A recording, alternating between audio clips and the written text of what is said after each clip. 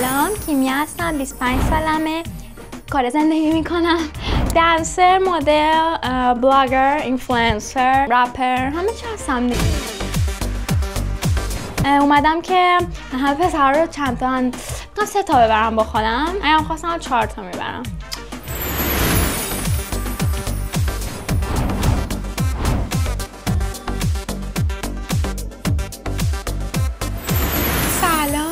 یورا هستم، 26 ساله، از تهران اومدم اینجا. اینفلوئنسر، مدل، بازیگر، خفن، همه کاره، بیزنس وومن، اصلا همه چی. همه پسرها چششون رو من خواهد بود.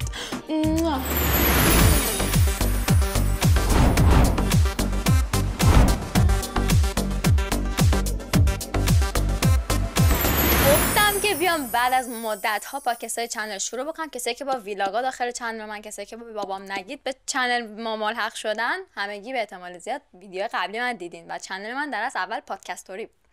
حالا میخوایم بریم از این به بعد دوباره پادکست داشته باشیم با هم، ولی به یه سبک جدید. من مطمئنم هر کسی که اینستاگرام داره یا دیگه حتی اصلا یوتیوبم پر شده از این قضیه و خیلی خیلی داغه. عشق ابدی. هیچ کی نیست این برنامه رو حتی یک بار تو اکسپلوررش هم ندیده باشه، یه تیکه کوچولوشو. امروز اومدم با یکی از دوستان. سلام کن. سلام. بالاخره نوبت من شد. یه 2-3 خط دیگه معرفی می‌کردی. یکی از دوستانی که بسیار بسیار بسیار ما با هم میشیم گاسیپ بازی در میاریم راجع به عشق ابدی. جاج می‌کنیم. آره اصلا اینستا دی اممون رو ببینید فقط راجع به عشق ابدی ریز واسه هم می‌فرستیم. دیگه ما اصلا مکالمه نداریم. مکالمه های منو که میاد در اینستا، ریزای علی، ریزای نگار، بیکار شدیم. فقط مکالمه مون اشکال من و تو این همه کار در زندگی بدبختی میشینی 1.5 ساعت میشینی 1.5 ساعت میشینی برنامه میبینی. بعد ببین دیگه نمیدونم بچه‌ها میدونن یا نه چه ساعتی تو کره میاد. ساعت 2:30 نصف شب. نصف شب. من منتظر وامیستم. یعنی 2-3 روز من از شدت کمخوابی از دانشگاه مشکل خورد. یعنی انقدر این اعتیاد شد. خاطر اون نرفتی دانشگاه؟ گفتم بچه‌ها داشته تا ساعت 2:30 شب درس نمیبینن ویدیو رو. منم 3 شب منتظر موندم و سر ساعت دیدم تا ساعت فکر کن 2:30 شب شروع کنی ببینی ساعت 4 تمام میشه. بعد دیگه خوابت نمیاد. نشی بری خوراکی بخوری یه دستشویی بری گوجونی پشت سر هم ببینی اون موقع آره. ولی خب خدا رو شکر امیرحسین وقتی زیاد زنگ من میذارم سرعت 2 تقریبا میشه 1 ساعت برنامه. من علی هم میزنم جلو. فکر کنم من زودتر اسو تمام میکنم. وای خدایا. خب واسه کسایی که نمیدونن برنامه عشق ابدی چیه که امکان نداره این روزا یه برنامه خیلی ترندی شده توی یوتیوب که یکی از ریالیتی شوهای عشق‌لانه‌طوری کاپلیطوری و همه جا رو پر کرده دیگه. من نمیدونم چرا. اصلا نمیدونم چرا. ببینم. ببین من اکسپلور رو میدم گفتم وای چقدر خزوخی. دقیقاً. مگه اصلا این برنامه تو ایران به نظرم درست نیست. اصلا اینجوری وای چیه چه داستانی. دقیقاً. بعد شوخی خدا شاهده من دوست پسرم شاهده اومدم گفتم وای ما دیدی کن قسمت اولش اینجوری بشه اسکولا رو نگاه وای به خودم اومدم قسمت 5. نه ولی واقعا نمیدونم مارکتینگشون خوب بود یا اینکه لباسه و مباسه و اینا احساس خیلی هم به نظر نمیاد ریخت و پاش کرده باشه. نه احساس میکنم که چون ما همچین چیزی رو تا حالا توی یوتیوب فارسی یا حتی ما توی تلویزیون نمیتونیم داشته باشیم. خب مثلا شبکه‌هایی که تو آمریکا فعالیت میکنن میتونن داشته باشن ولی ندارن همچین چیزی. همش سر ترکیه پخش میشه همش اینا. بعد ترک‌ها اومدن گفتن خب ایرانی‌ها از همه چی محرومن ولی میتونن بازدید بزنن. ماشاءالله تو اینستاگرام هر کی راجع به ایران یه کاری میکنه بازدیدش میترکه. اصلا میگن سوراخ ویو ایرانه. با اینکه فیلتریم. دقیقاً هر کی تو هر کشوری دوچاره شوک میخواد بشه پیجش شوک درست حسابی به پیجش بده سوراخ ویو رو پیدا کرده و از ایرانی‌های عزیز استفاده. بابا اد شیرن اومد ایران فارسی خوندگی من دیگه بدتر بالاتر از این نداریم. خلاصه اینا من اینجوری کردم و گفتن اینجوری بعد کارشون هم گرفت. یعنی چون خداوکیلی من خودم ریالیتی شوهای کاپل توری اینجوری عشقینا توی زبانه دیگه همه دیده بودم. مثلا کره ای هم داریم، انگلیسی داریم، مثلا آمریکایی لاتین هم هست. فقط سولوچیو دیده بودم که ورژن کره شه. آره خب مثلا من دیده بودم چند تا چیز مختلفشو. بعد اینکه به زبان خودت باشه فرق میکنه. آره مثلا کورش میدم آخه چه کیوت، مثلا دخترای فرهنگ اونم فرق میکنه، خیلی فرق میکنه. آره فرهنگ هرچند حالا اینجا خیلی در فرهنگ ما رو به نمایش نمیذارم، ولی خب مثلا یه چیزی که تو زبان هست و توی رفتار زن و مرد مثلا به هم هست خیلی اونش فرق داره. آره تا اینکه تو ورژن خارجیشو ببینی یا اینکه ورژن خودتو ببینی. می‌دونی چی میگم؟ فکر می‌کنم به خاطر این حالا گرفت. حالا امروز اومدیم که ببینیم بقیه نظرشون راجع به این برنامه چی بوده. من اومدم چیکار کردم؟ اومدم بهترین بخش این برنامه کامنت‌ها رو واسهتون آوردم. اصلا من میبینم این برنامه رو که کامنت بخونم، یعنی و اصلا توی دقیقه اول کامنت ها 10,000 تا یوبینی کامنت اومده. آره کامنت ها عالیه، بهترین بخش این برنامه است. من حالا کامنت های قسمت اول چون بیشتری ویو خورده الانش فکر کنم 5 میلیون خورده ای 5 میلیون خورده ای بازدید خورده. بریم قسمت اول کامنتاشو با هم بخونیم و خب نظر بدیم و ببینیم باشون موافقیم یا نه. اوکی. اولین کامنت اینکه نوشته شت باورم نمیشه دارم زمانم اینجوری سپری میکنم.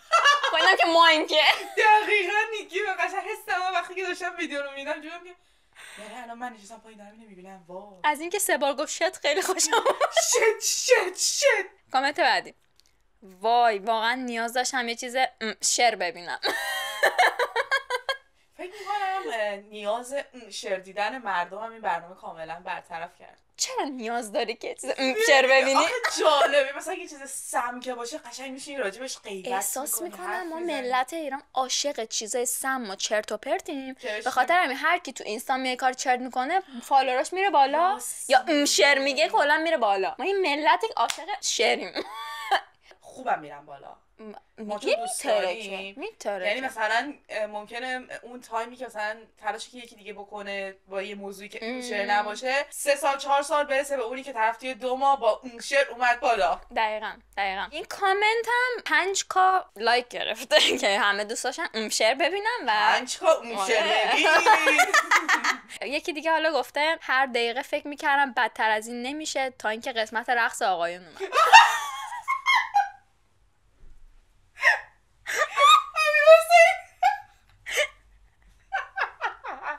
کی بود اصلا نرقصید؟ امیرحسین نرقصید اصلا. شاهین نرقصید. دقیقا نکردم. شاهین هم نرقصید. شاهین فقط اینجوری بود. آها راست میگه شاهین هم نرقصید. I am very جذاب.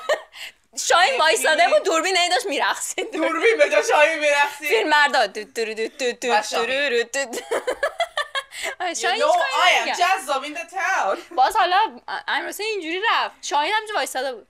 نفر بعدی چی گفته؟ با خودم میگفتم امکان نداره این برنامه رو ببینم ولی بعد از 13 روز مقاومت الان اینجام. خدایا کمک. روز مقاومت یعنی تا قسمت 13 اومده بعد من دیده. داداش وا بده. خیلی مقاومت کردی. واقعا نیاز نبود اون خودتو درگیر کنی. خب ببین هر چی بیشتر مقاومت میکردی بیشتر به انگاه میرفتی، چون که یهویی میشه همه رو میدیدی و 13 ضرب در 1 ساعت و نیم میشه چقدر؟ یه روزش رفت. تموم شد. یعنی واقعا یه روزت رفت. من خدا رو شکر میکنم که تا قسمت 5 مقاومت کردم. نه آخه من مقاومت نکردم. من تو دیدم بعد گفتم برم قسمت و یهو دیدم من تا آخر شدم. منم همین شدم. حالا شاید یه روزی دیدم بذار ببینم مثلا چه چیز شریه. یهو چقدر سر قسمت اول اعصابم خورد شده بود از کیفیت برنامه، از همه چی، یعنی از همه چی عصبانی شده بودم. چشام درد گرفته بود. بعد رفتم قسمتی که واقعا سم بود. سلام علی هم آهنگش هم آره خیلی آهنگ همه رو حفظ. حالا نفر بعدی تا اینجای برنامه متوجه شدیم همه دختر و پسرای سرزمینمون مدل هستن. خیلی خوب گفت. نه ببین یه چیزی بگم، همه دختر و پسرای سرزمینمون که مهاجرت کردن مدل هستن. این بهتر نیست؟ مهاجرت کردن؟ نه اینو نگفتم مهاجرت کردن، اینو من اضافه کردم. نظرت چیه؟ من مدل نیستم. بلاگر که هستی. but I'm not model. Okay, I'm not a model. ولی خب همشون اینجوری همه ولی خدا آره وکیل. خدای چرا؟ بیا قبول کن هر کی شاید چون ایرانی‌ها خوشگلن. تو خود ایران هم مدلن. برنامه‌های دیتینگ شو ایران هم هر کی میاد پشت تلویزیون من مدل هستم. آره میدونم خب. این روزا همه مدلن ولی من خیلی وقت مدلم. همه همینو خب میگن. این داداشم خیلی درست گفته تا اینجا برنامه متوجه همه دختر پسر سرزمین مدل هستن. هایپ می‌کنم. چند تا لایک خورده داداشم؟ 4 تا. بعدی گفته بذار بخونی حالا. تو کل برنامه یه جوری معذب بودم انگار من اونجا بودم.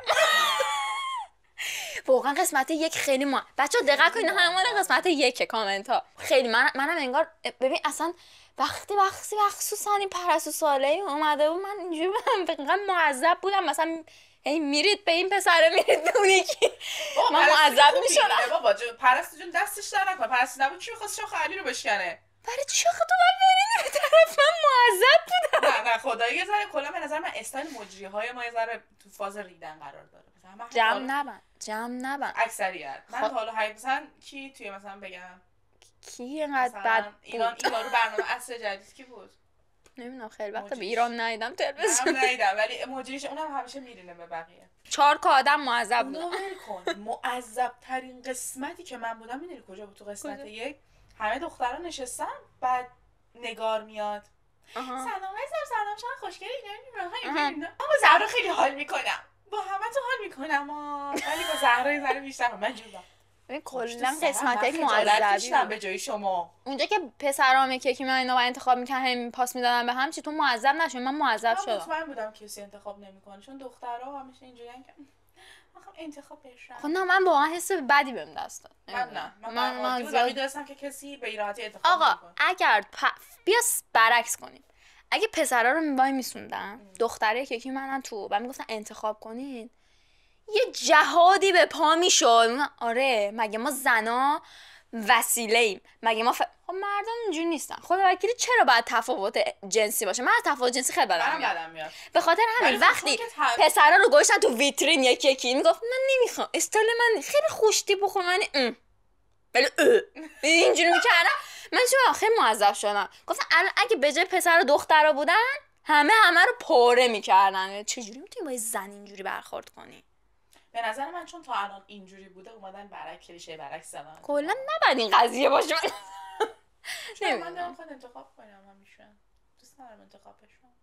نه میتونیم همدیگر رو انتخاب کنی میتونیم مچ کنی چرا اینجوری چرا میذاری تو ویترین نمیدونم من حال نکردم من حال نکردم. بعدی کامنت گذاشته با قلب آره برنامه‌تون آرامش خاصی رو ازم گرفت.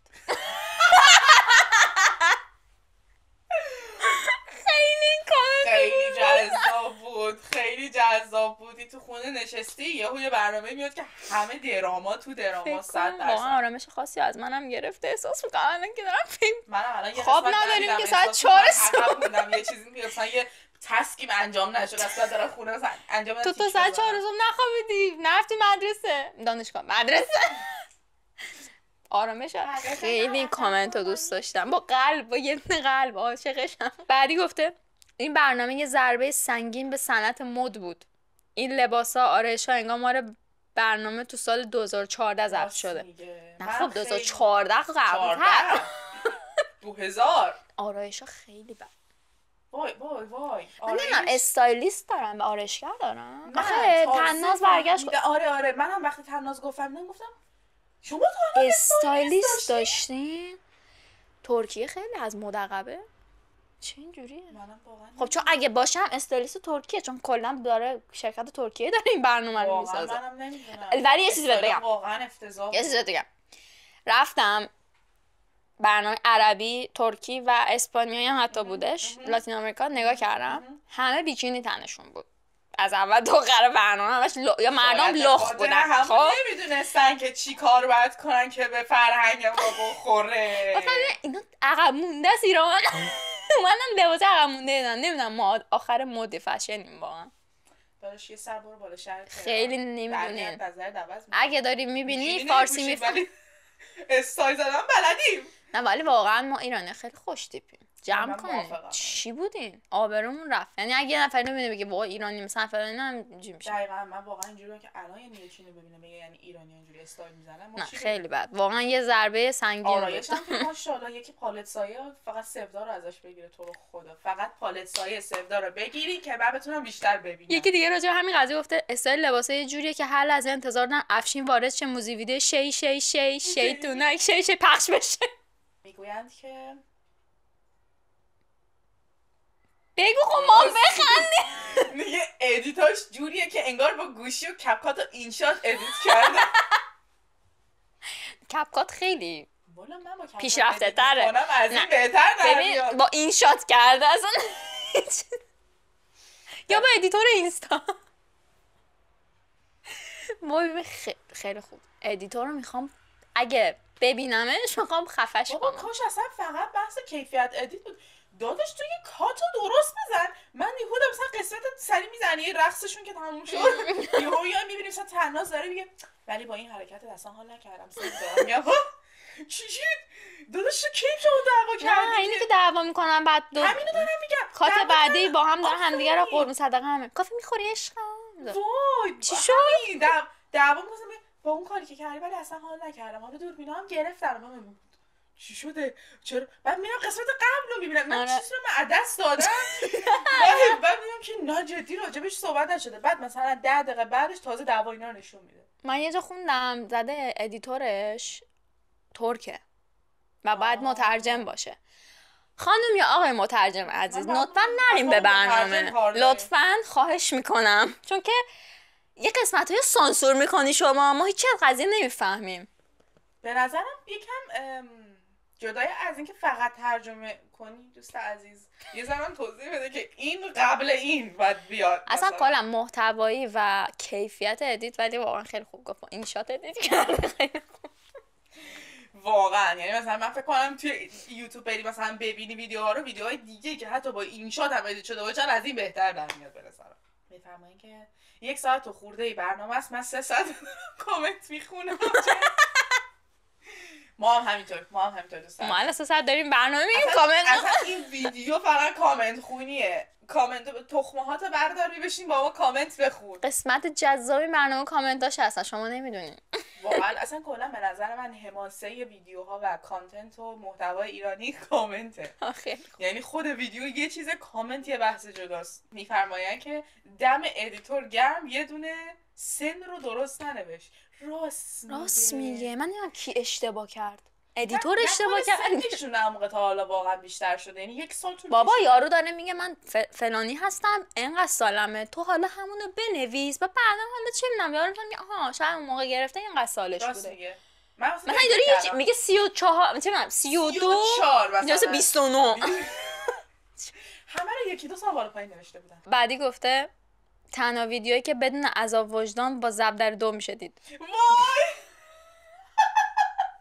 خصوصا صحبت‌های امیرحسین و علی. من واقعا بعضی موقع علی زدم رفت. اصلا زدم رفت. ساعت 2 نه. آره منم اکثرا میزنم. ولی کل ویدیو رو من روی 1.5 میبینم واقعا. به خدا. نمیتونم تحمل کنم. ببین چرا؟ بابا لامصب ادیتور این نفس کشیدن اینا رو حداقل این خیلی آفرین. اینا رو کات می‌کردی لعنتی. به خاطر میگم کیفیتش گنده گذاشتن اونجا. آره. هر تیکه که همونجا عشقشون گرفتن. یعنی حتی مثلا نکرده که اینا مثلا 300 نشستن در آفتاب میگیرن اونو ببره. آفتاب گرفتن اونو میخواد اصلا حرف داره نمیزنه. فس میکنن حرف میزنن. خب بعد همه رو همونجوری من واقعا خب من با سرعت بالا میبینم کلا. حالا من در حد 2 نمیتونم ببینم ولی 1.5 اعتراف میکنم. قطع به یقین میتونم بگم امیرحسین و علی رو یا زدم کلا جلو یا روی دو دیدم. آره خلاصه اینکه فکر میکنم خیلی باشن که با سرعت بالا میبینن. ما هم همچنین. بعدی گفته به خدا یاد زمان بلوتوث افتادم. وای راست میگه دقیقاً انگار همون موقع ها گرفتنش. این گوشه های 2005 2004 اون حدود. یکی با من اینجا هم نظره گفته وای حرفای مجری خیلی آدم معذب میکنه انقدر بد باشون حرف میزنه آدم شرمگین میشه. لایک میدم بهت از من همینجا. حال میکنم. من یه ذره به چرا واقعا داری حال میکنم؟ من متنفر بودم از ریدم. آخه ببین یه یه مجری برنامه نباید اینجوری برنامه رو اجرا کنه. تو باید برنامه رو اجرا بکنی. چرا میای به فلانی تیکه میزی به یارو فوش میدی برای میگی خفه شو اینجوری؟ چرا واقعا یه مجری باید برنامه رو اجرا کنه، برنامه رو هدایت کنه بره جلو، نه اینکه مثلا اصلا قدرت اجرا نداشت به نظر من واقعا. دارم میگم خدا خودش هم میگفتش که من اجرای حرفه‌ای اولم بود و من لایو اینستاشو دیدم، لایو اینستا پرستو ساله‌ای رو.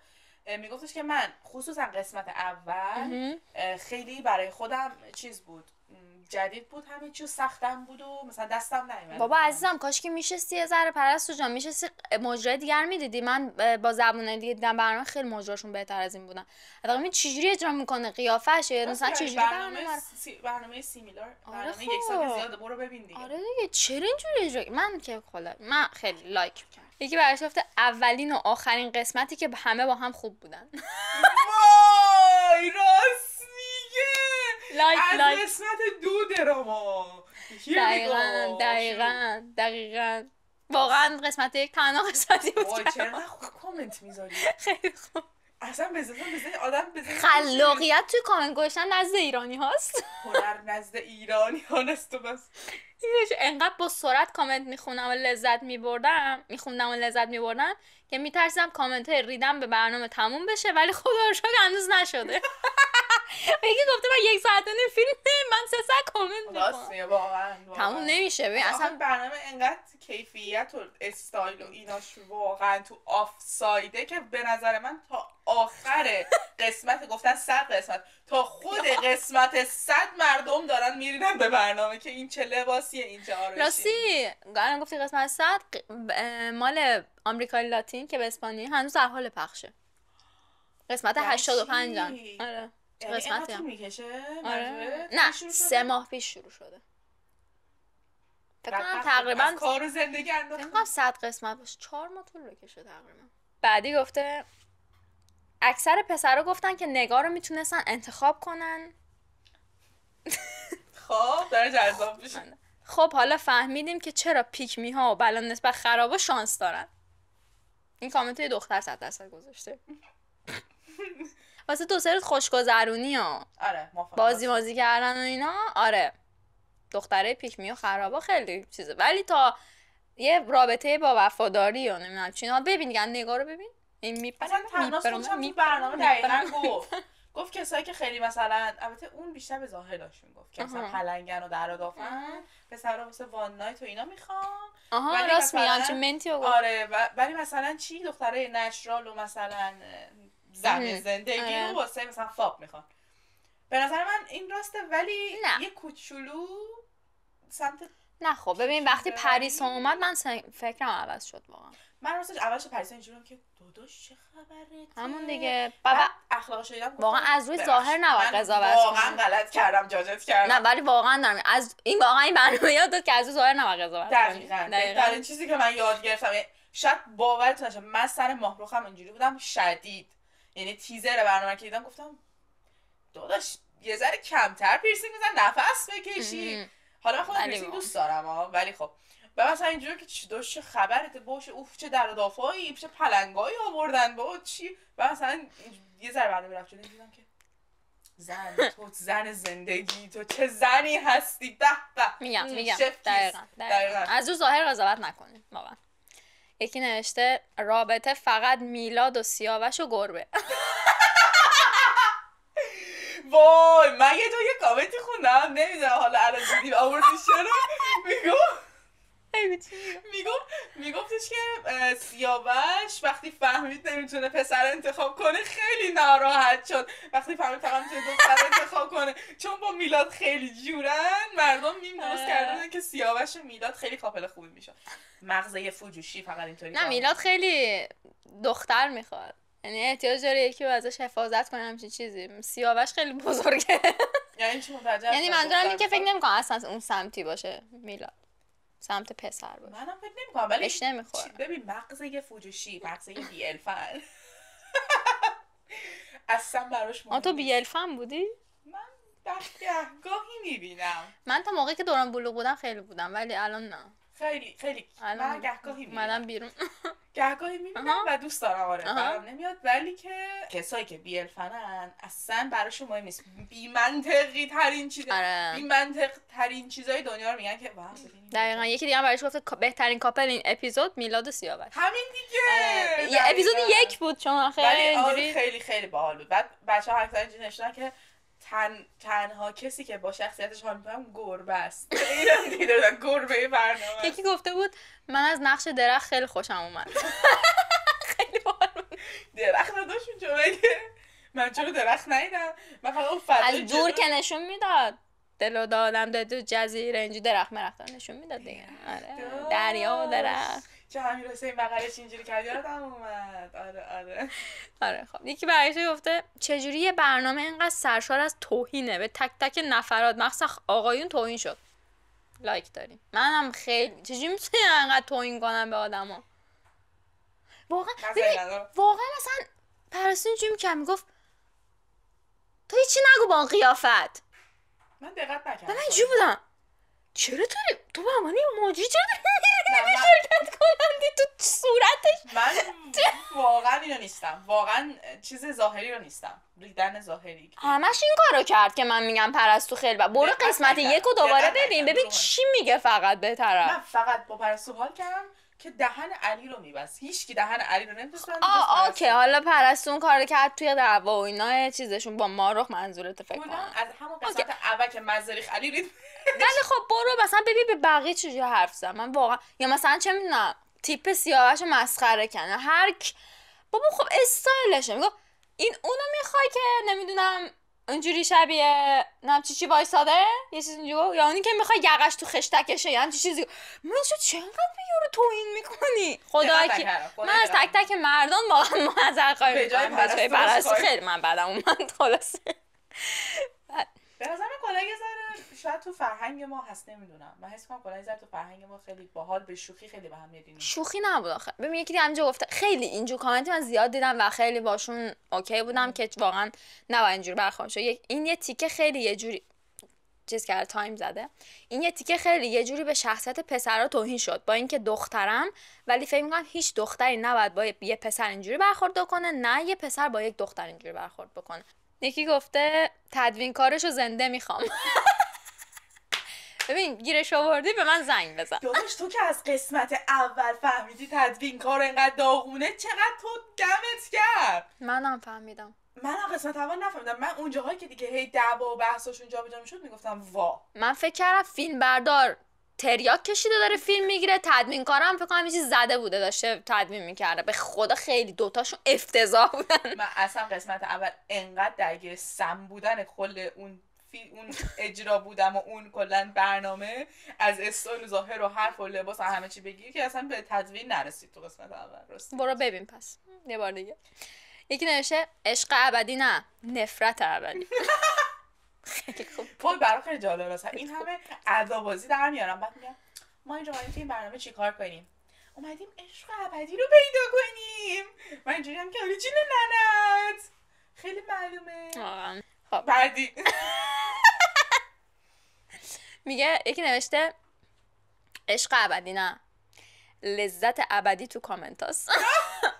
لذت ابدی واقعا ما در حال لذت. عشق ابدی فقط مادر. عشق ابدی وای فقط علیم تیکه. زنگ بزن مادر علی بپرس ببینم ببینم عشق ابدی مادرش هست. یکی نوشته به فیلم بردار کافور بدید. چرا بکشتش دیگه من میخوام بکشمش. خیلی بد فیلم برداری. آخه کافور به کشتن ربط نداره که.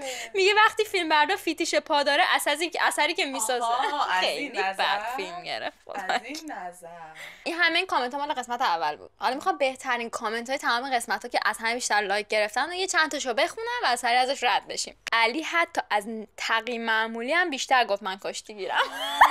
راست میگه. تقی نبود نقی بود. نمیشه تقی داداش نقی بود. آره اشتباه نوشته نقی بود. داداش نقی بود. نقیه. تایپیش کنم میبخشیمت. یکی گفته تناز از همه کوچیک‌تره ولی رفتارش به نظرم از همه بهتره. رو راسته با خودش و بقیه خیلی خوبه. موافقم. آقا موافقم، من یکی از شخصیتایی که دوست دارم تو این قضیه طنازه، ولی از اینکه خیلی می‌خواستی بشم تناس. نه ببین طناز خیلی خنگه واقعا. میدونم برنامه تموم شده ولی خب خدا وکیلی چجوری مثلا یه پسر چندشت نمیشه، پسر اینجوری میکنه بوسه میکنه بعد داره تو مغزش به این فکر میکنه مثلا برم نگاه رو مخش بزنم، برم با اون یکی، برم با اون یکی، بعد تو روت هم بهت میگه، بعد تو فقط جی نه من فقط تو. شاید میدونم دوستش داری ولی بس شاید نمیشه جاج کرد. البته ما اینجا اومدیم که جاج کنیم ولی خب جاج کن. ولی خب حالا من به این فکر می‌کنم که شاید مثلا طناز داره به خاطر اینکه کاپلش نگه داره بره فینال، هر چیزی رو هم که هست میگذرونه که فقط کاپل رو داشته. میخوری همچین برنامه‌ای داشته، چون اینقدر دیگه آدم ببخشه خیلی نیست دیگه.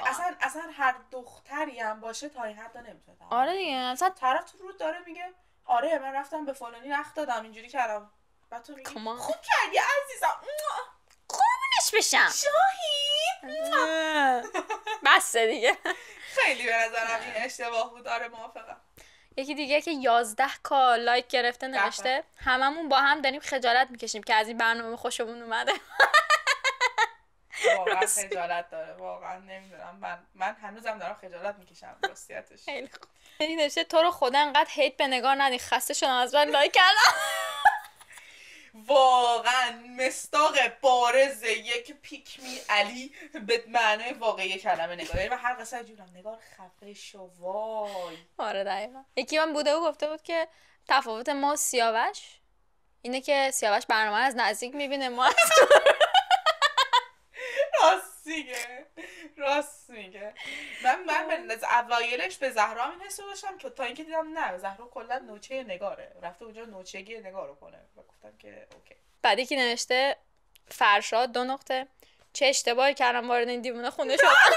قیافه فرشاد دقیقا همین بود اولش. راست میگه. مخصوصا وقتی نگار شروع کرد سنبازیاشو نشون فرشاد وای چی بود من انتخاب کردم. آروم باش زن. وای راست میگه دقیقاً. بنده خدا از ایران هم تکان شرکت کننده بود که از ایران مستقیم بیچاره.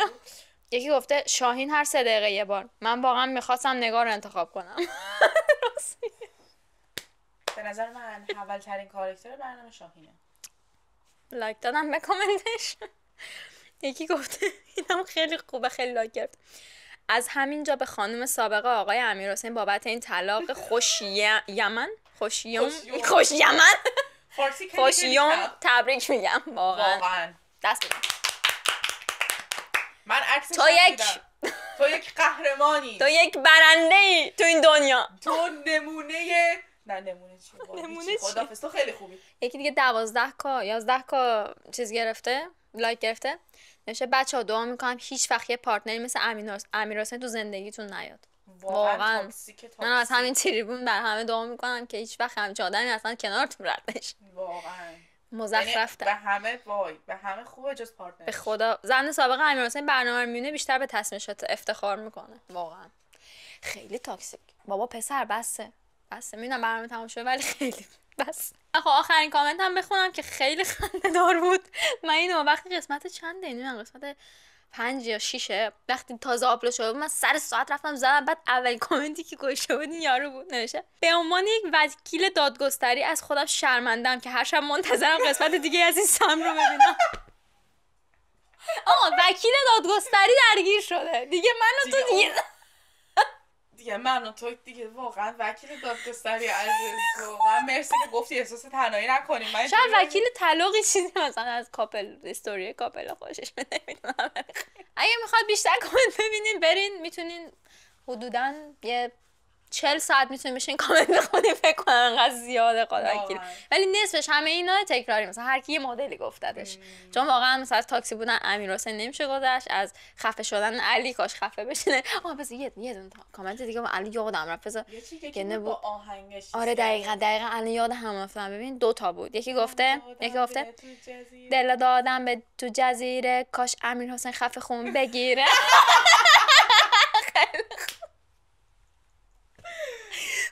یکی این بود. یکی دیگه گفته بود ایسا اینم خیلی خوبه نمیتونم بگذارم اینو. مهمون بعدی برنامه باید یه جور خاص وارد شه، هیجان برنامه بره بالا، مثلا با ماشین بزنه بعد.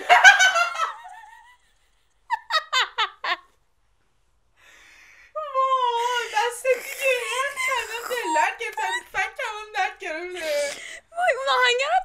دیگه بریم. بچه من گوشی رو یواش دستش دلو دادم به تو جزیره، ایشالا امیر حسین بیفته بمیره، کاش که یه قسمت علی خفه خون بگیره. My world is a document. I can put it in a